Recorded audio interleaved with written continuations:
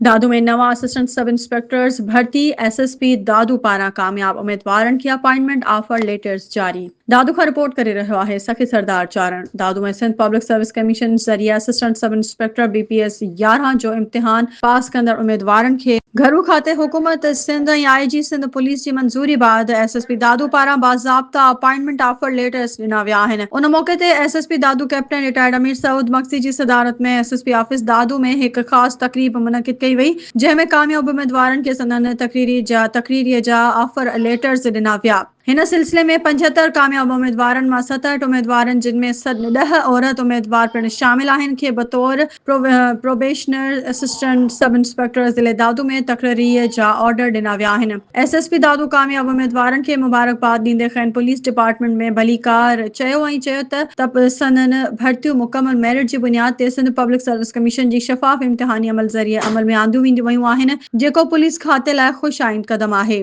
नए मुक़रर थियल ऑफिसरन खे हिदायत कई वई त हू अवामी ख़िदमत कानून जी बालादस्ती ऐं पुलिस जी मस्बत साख खे बहितर बणाइण लाइ पंहिंजो मुकमल किरदार अदा कनि।